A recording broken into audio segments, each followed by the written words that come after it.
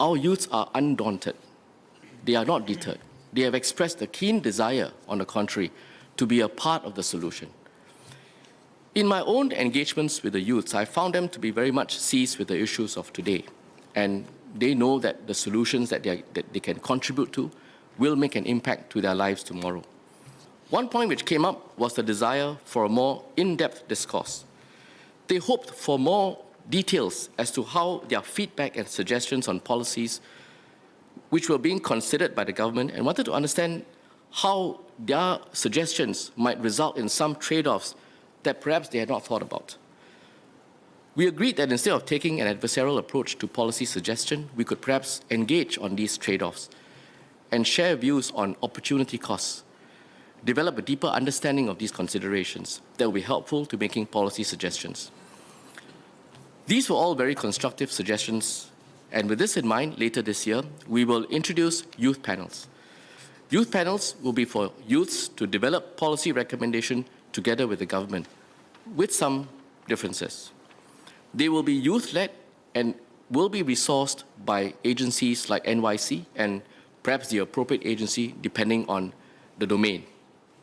They will work on a topic or policy which resonates with the youths of today, something that's topical, that has traction, interest, and a fair number of young people support a discussion on the topic.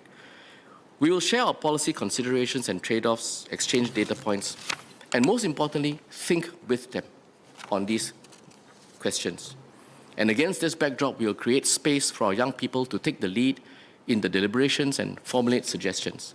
And through these panels, we want to engage our youths in meaningful and constructive discourse, where they can also listen not just to us in government or in the agencies, but also to the experience of other people in their position, appreciating that opinions may be different from their own and weighing competing priorities, looking at both the short-term as well as having a longer lens perspective of these trade-offs. And together, they will develop policy considerations and present them to the government.